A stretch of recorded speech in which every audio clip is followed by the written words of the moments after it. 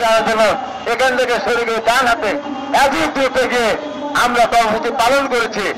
এত আওয়ামী আছে তাদের যেদিকে তাকানো যায় সেদিকে অনেক আপনি টয়লেট কমিটি বলেন আর বাথরুম কমিটি বলেন আর মসজিদের কমিটি বলেন মাদ্রাসার কমিটি বলেন স্কুল কমিটি বলেন এপিসি বলেন ইঞ্জিনিয়ার অ্যাসোসিয়েশন বলেন আপনি কৃষিবিদ অ্যাসোসিয়েশন বলেন এমন কোন জায়গা ছিল না যেখানে আওয়ামী লীগ ছিল না।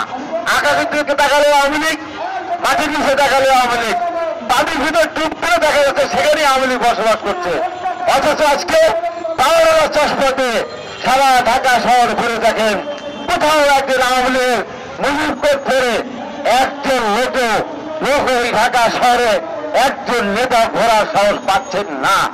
আমরা টেলিভিশনে টক শোতে যাই, আমি আহ্বান জানিয়েছি, আমি টেলিভিশনে সেই পরিবর্তনকে বলেছে আওয়ামী লীগের একজন নেতাকে আপনারা নিয়ে আসেন। আমি আপনাকে কথা দিচ্ছি আওয়ামী লীগের একজন নেতা যদি টক শোতে আসেন, এসে যদি বলেন আমি বেরোনো হবে, আমি তো আপনি চ্যালেঞ্জ করেছিলেন আমি টক শোতে বা আমরা টক শোতে আসতে পারবো না, সাহস করে এসেছে, সাথে বড় একটা সিরিজ এসেছে।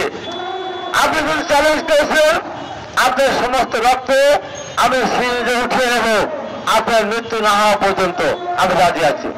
আজ পর্যন্ত একজন আওয়ামী লীগ আসেনি। আমি বলেছি মিডিয়াকে বলেছি একজন আওয়ামী লীগের এমপিকে ডাকেন, তারা সেই সব প্রধানমন্ত্রী হজ করে সম্বোধন করেছেন, তারা এমন কথা বলেছেন বাংলাদেশের একমাত্র রক্ত আমাদের শেখ হাসিনা, আমাদের একজন শেখ হাসিনা আছে রেল বডি সারা পৃথিবীতে উন্নয়নের, এরকম এমপি আছে শত শত, তাদেরকে বলেছে মন্ত্রী ছিল শত শত, হুঙ্কারকে টেলিভিশনের সাথে কথা বলতেন, মারতে পেতে হতেন। আমি বলেছি একজন আওয়ামী লীগের এমপিকে আনেন, তাকে বলেন যে হাইমান হাবিব আপনাকে টক শোতে আসতে বলেছেন বিরাট একটা ধারালা তরবারি নিয়ে, আপনি সাহস করে আসতে পারেন।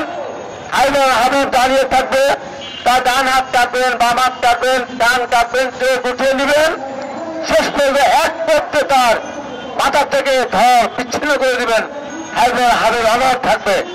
আসেন একজন এমপি, ওই একজন আওয়ামী লীগের এমপি আজ পর্যন্ত কোন মিডিয়াতে আসেন না। এমন বার্তা করেছিল শুধু কি আওয়ামী লীগের নেত্রী এবং প্রধানমন্ত্রী পালিয়েছে, দুই বেলা খাওয়ারে না খেয়ে দেশ থেকে পালিয়েছেন, সেই সাথে আওয়ামী লীগের সমস্ত নেতারা দেশ থেকে পালিয়ে কোথায় গেছে, ভারতে গিয়েছে, ভারতের অবস্থান নিয়েছেন। আমরা পরিষ্কার করে বলে ভারতে বসে কত ষড়যন্ত্রে গৌর লাগানো আওয়ামী লীগকে আর রাষ্ট্রীয় ক্ষমতা আনতে পারবেন না, এটা পরিষ্কার বক্তব্য। ভারত যত ষড়যন্ত্রে গৌর না কেন বাংলাদেশকে নিয়ে আর সিনেমিনে খেলতে পারবে না।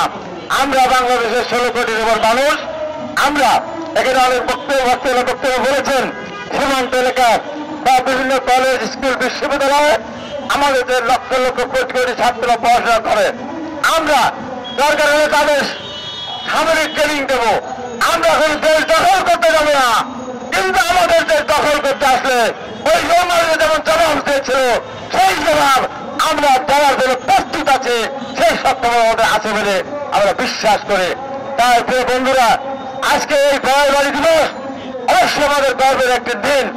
এই দিনে আমাদের বিডিআর মাথা উঁচু করে দাঁড়িয়েছিল, ভারতের বিশাল বিজেপি, ভারতের বিশাল সেনাবাহিনী, বিশাল ভারত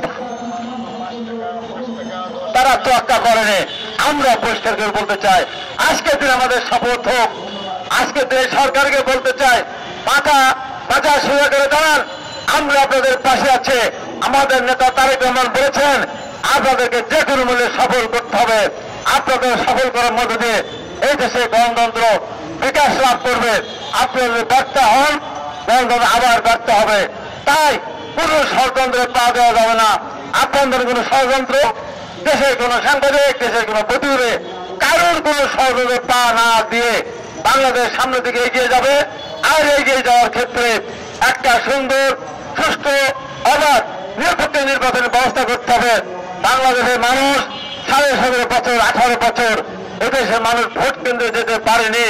দু একটা ভোট দিলে যাকে ভোট দিয়েছিল তারা সেই ভোট গুনে তাদের পক্ষে ঘোষণা করতে পারেনি। তাই মানুষ চায় তার নিজের ভোটটা প্রয়োগ করতে। এই বলছি না বিএনপি ক্ষমতায় যেতে চায়, কিন্তু বিএনপি নির্বাচনের পক্ষে করে রাখ না কেন, আমাদের নেতা তারেক রহমান বারবার বলেছেন আপনি ভোটের ব্যবস্থা করেন, যাকে ইচ্ছা তাকে ভোট দেন, আপনার ভোটের জায়গায় প্রয়োগ করুন।